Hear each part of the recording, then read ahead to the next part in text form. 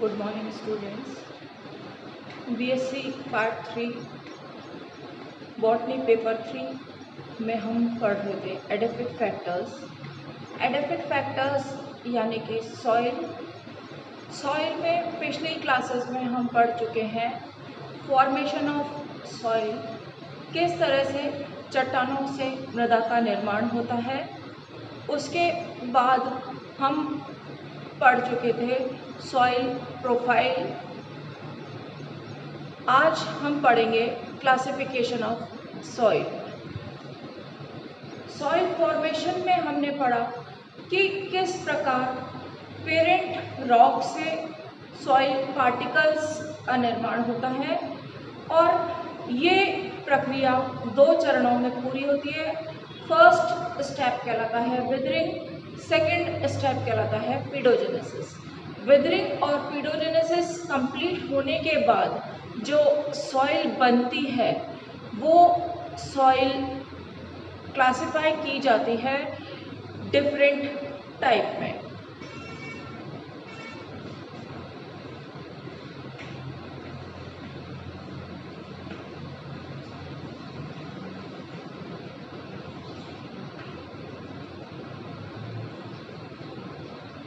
Classification of soil हम पढ़ेंगे। ये जो मृदा है ये इस आधार पर वर्गीकृत की गई है कि उसका निर्माण कैसा हुआ है, based on it's formation. And second criteria है बेस्ड ऑन ऑर्गेनिक मैटर। तो फर्स्ट क्लासिफिकेशन है बेस्ड ऑन फॉर्मेशन।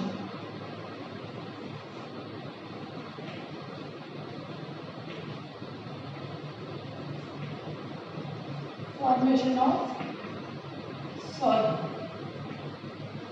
कि मृदा का निर्माण किस प्रकार से हुआ है उसके आधार पर इसको आगे वर्गीकृत किया जाता है। And second criteria is based on amount of organic matter present. Based on organic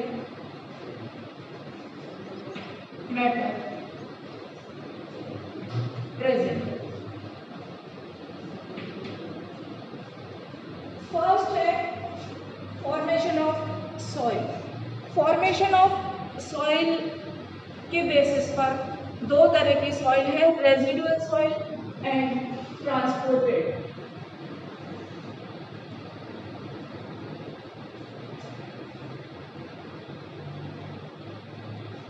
residual soil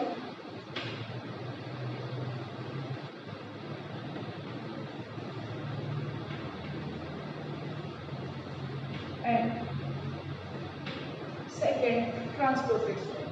first हम बात करेंगे इसकी रेजिडुअल सॉइल। रेजिडुअल सॉइल वो सॉइल है जो कि विदरिंग के बाद बनती है और इस सॉइल में जो पेरेंट रॉक पार्टिसिपेट करती है वहीं पर ही इसके दोनों प्रोसेस होते हैं, विदरिंग और पीडोजेनेसिस। और जो सॉइल है वो पेरेंट रॉक के पास ही होती है। तो कहने का मतलब है कि जहाँ पर इसकी पेरेंट रॉक होती है वहीं पर ही मृदा का निर्माण होता है विदरिंग और पीडोजेनेसिस से। और फाइनली जो मृदा बनती है वो अपनी पेरेंट रॉक के आसपास ही रहती है। ऐसी वाली मृदा कहलाती है residual soil. Second type of soil है ट्रांसपोर्टेड सॉइल। ट्रांसपोर्टेड जैसा कि नाम से ही है कि ये वाहित मृदा है। जब सॉइल का निर्माण होता है उन्हीं 2 प्रोसीजर विदरिंग पीडोजेनेसिस से, पेरेंट रॉक से, बट ये जो सॉइल बनी है ये अपने पेरेंट रॉक से किसी भी एजेंसी के माध्यम से दूर ले जाई जाती है। फाइनली ये जो रॉक बनी है ये अपने पेरेंट रॉक के आसपास नहीं होके उससे दूर होती है। ये जो है ये 4 तरह की होती है। इओलियन सॉइल, इओलियन सॉइल। सेकंड है एल्यूवियल,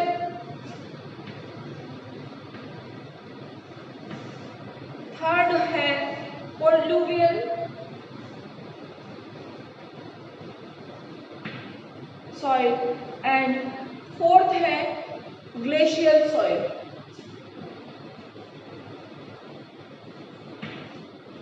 ये जो है ये है ट्रांसपोर्टेड सॉइल के 4 प्रकार।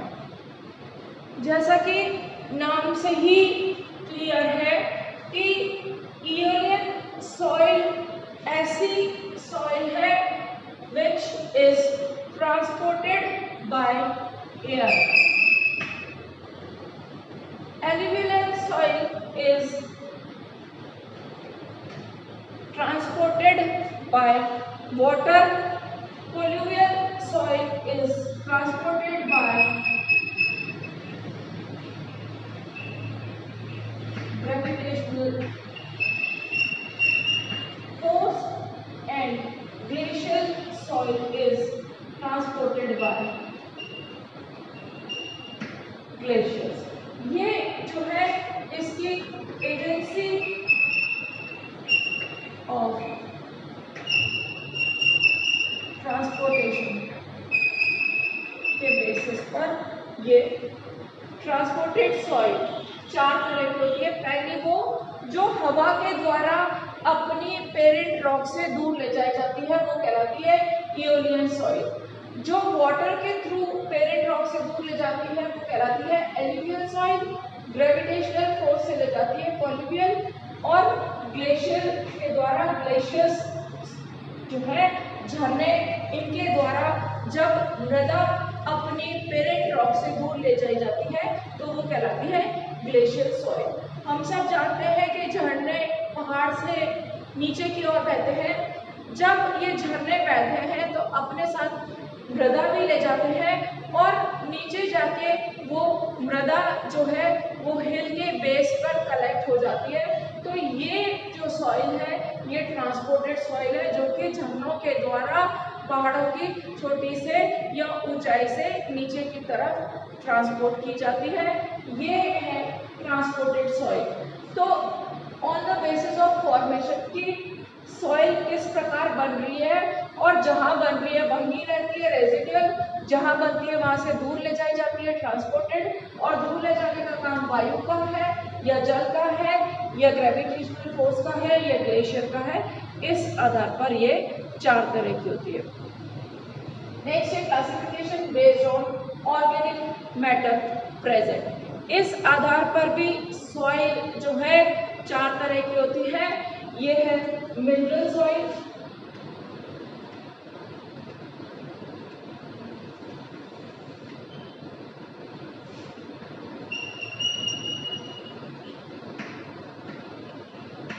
मिनरल सॉइल के बाद है पीट,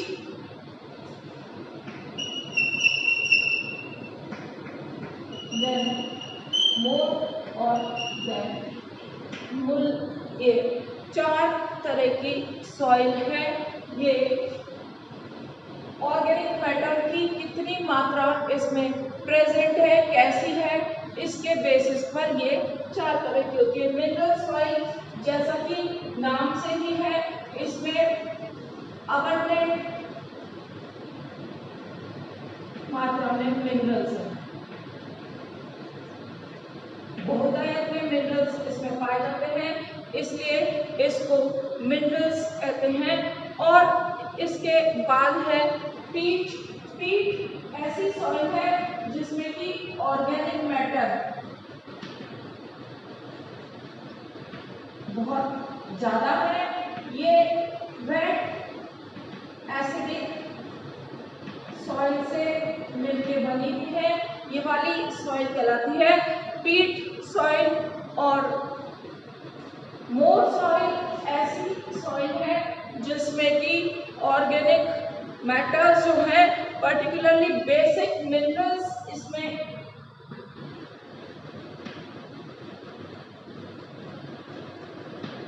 यहाँ पर इस मोर सॉइल में ज्यादा होते हैं। और ये सॉइल एसिडिक नेचर की होती है, यहाँ पर फंजाई ज्यादा होती है in comparison to bacteria. Fourth type of soil है मूल, जिसमें कि एल्कलाइन सॉइल है या एल्कलाइन एलिमेंट इसमें ज़्यादा पाए जाते हैं। तो ये डिफरेंट टाइप ऑफ सॉइल है based on organic matter present, कि कितने ऑर्गेनिक मैटर है, जिसमें कि मिनरल्स अबंडेंट है वो है मिनरल सॉइल, जिसमें ऑर्गेनिक मैटर ज़्यादा है वो है पीट मोर सॉइल जिसमें बेसिक मिनरल ज़्यादा है, और मूल सॉइल जो कि एल्कलाइन है। ये 4 प्रकार की मृदा जो है ऑर्गेनिक मैटर के आधार पर वर्गीकृत की गई है। और क्लासिफिकेशन के बाद है सॉइल टेक्सचर। सॉइल टेक्सचर का मतलब है कि मृदा का गठन कैसा है, और ये जो गठन है ये मृदा के कणों का आकार कितना है, उनका व्यास कितना है, उसके आधार पर निर्भर करता है।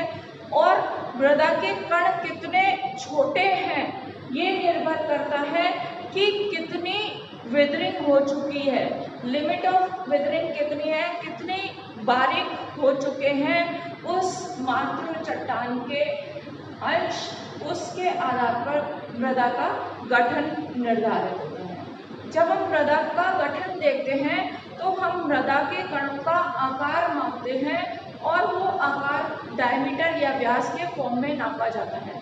यहाँ पर हम जो डायमीटर दे रहे हैं ये डायमीटर मिलीमीटर यूनिट में दे रहे हैं।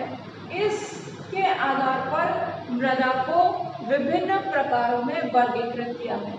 सबसे बारीक कणों वाली मृदा जिसमें पार्टिकल साइज सबसे स्मॉल होता है वो कहलाती है क्ले।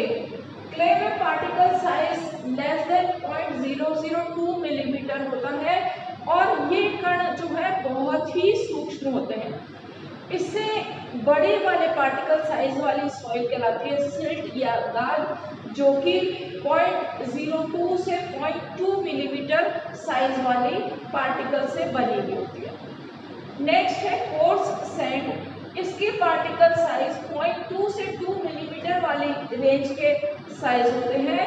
इससे बड़े 1 से 2 मिलीमीटर फाइन ग्रेवल कहलाते हैं। Medium gravel size 2 to 5 millimetre के बीच में वेरी करता है, और ग्रेवल सॉइल का साइज 5 to 10 मिलीमीटर के करीब होता है। 10 मिलीमीटर 1 सेंटीमीटर जितना हो सकता है। पेबल्स या स्टोन 1 मिलीमीटर से 1 सेंटीमीटर से बड़े पार्टिकल 10 मिलीमीटर से लेके 1000 मिलीमीटर तक के पार्टिकल साइज वाले जो है ये छोटे कण जो है पेबल्स, जिसको कि हम छोटे छोटे पत्थर कहते हैं, वो भी मृदा के कण होते हैं। तो हम देख रहे हैं कि ये जैसे जैसे हम नीचे से ऊपर की तरफ जाते रहते हैं मृदा के कणों का आकार, उनका व्यास जो है घटता जाता है, और इस आधार पर हमने मृदा के कणों को विभिन्न नाम दिए हैं, जो कि है clay, silt, fine sand, core sand, fine gravel, medium gravel, gravel और पेबल्स। ये जो भी पार्टिकल साइज वाले सॉइल है, अगर हम इसकी उपयोगिता के बारे में बात करें तो कोई भी सिंगल कंपोजिशन जो है वो प्लांट्स के लिए अच्छा नहीं है। उदाहरण के लिए अगर हम क्ले की बात करते हैं, जो क्ले है ये सबसे थिन पार्टिकल वाली बनी हुई होती है, लेकिन ये भी सूटेबल नहीं है। कौन सी सॉइल है या सॉइल टाइप्स किस तरह से बनते हैं ये हम देखेंगे।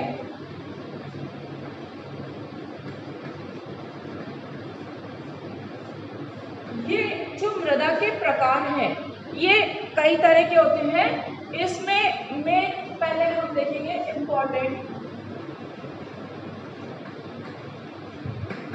Sandy soil.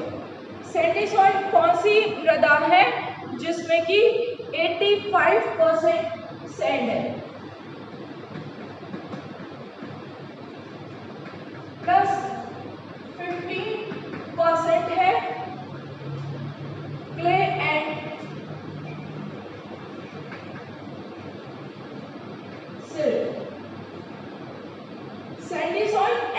प्रदा है जिसमें ज्यादा 80% 85% सैंड है। 85% सैंड का मतलब है यहाँ पर हम देख रहे हैं कि ये हमारे पास सैंड है जिसका पार्टिकल साइज 0.02 से 2 मिलीमीटर के बीच में है। ये बड़े साइज वाली सॉइल है जिसमें थोड़ी सी बारीक मिट्टी या तो ये या ये दोनों मिली हुई है, तो ये सॉइल है सैंडी सॉइल। सेकंड है सैंडी लोम।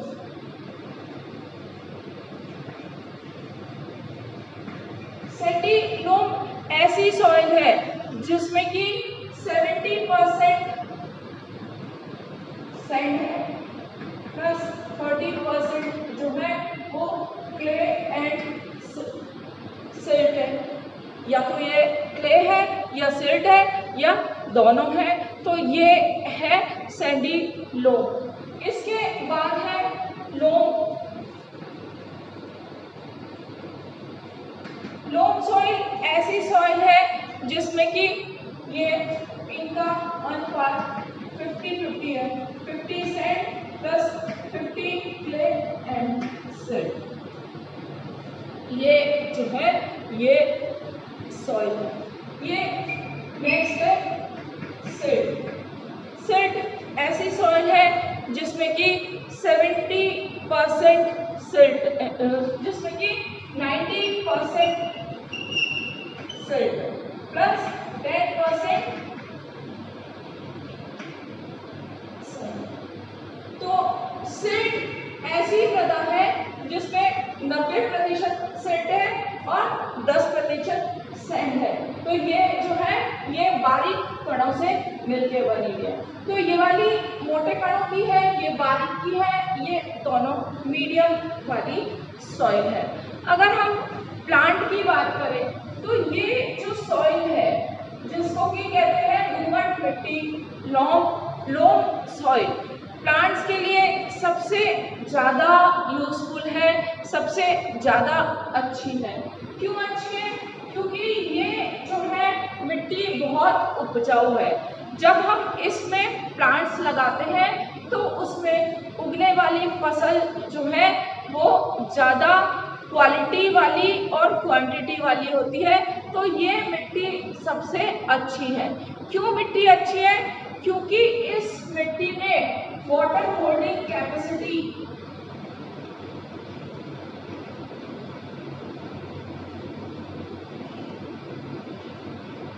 मिट्टी की जल धारण क्षमता जो है वो ज्यादा है, मोर वाटर होल्डिंग कैपेसिटी है। इसके अलावा इसमें जो है न्यूट्रिएंट्स ज्यादा हैं।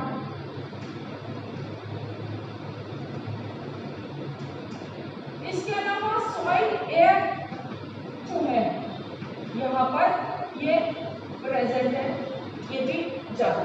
तो जो पादपों को ग्रो करने के लिए चाहिए क्या चाहिए? मृदा में से जल, खनिज और वायु, ये जो सारी चीजें हैं ये सब यहाँ पर अवेलेबल है। इसलिए ये लोम सॉइल बहुत ज्यादा अच्छी है प्लांट्स को ग्रो करने के लिए। लोम तो अच्छी है बट ये सिल्ट नहीं अच्छी है या सैंड नहीं अच्छी है। क्यों?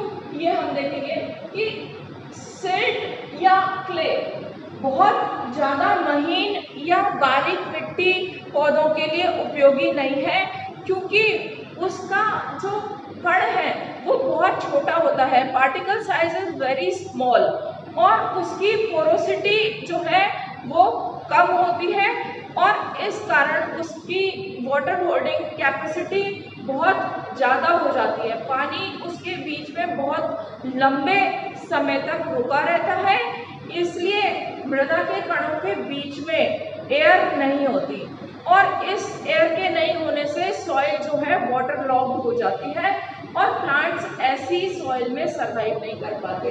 तो ये सिल्ट और क्ले प्लांट्स के लिए अच्छी नहीं है अगर वो अकेले इस्तेमाल की जाती है। इसी तरह से अकेले अगर सैंड यूज की जाती है तो सैंड भी अच्छी नहीं है, क्योंकि उसके कण बहुत मोटे होते हैं और उसमें से पानी जो है वो लीच आउट हो जाता है, निचले स्तर पर चला जाता है मृदा के, और पानी के नहीं होने से पादपों की वृद्धि अच्छी नहीं होती। तो कुल मिलाकर यह है कि कोई भी सॉइल हो, चाहे वो स्मॉल पार्टिकल साइज की हो चाहे वो बिग पार्टिकल साइज की हो, वो प्लांट्स के लिए सूटेबल नहीं है। प्लांट्स के लिए जब वो सूटेबल प्रोपोर्शन में ली जाती है तब बेस्ट सूटेड सॉइल कहलाती है। तो आज हमने पढ़ा कि सॉइल किस तरह से क्लासिफाई की गई है और उसका गठन कैसा है। गठन उसके पार्टिकल साइज पर डिपेंड करता है और पार्टिकल साइज के आधार पर मृदा के प्रकार कौन कौन से हैं, उनमें से कौन सी मृदा पादपों के लिए अच्छी है और क्यों अच्छी है। बाकी का अगली क्लास में। धन्यवाद।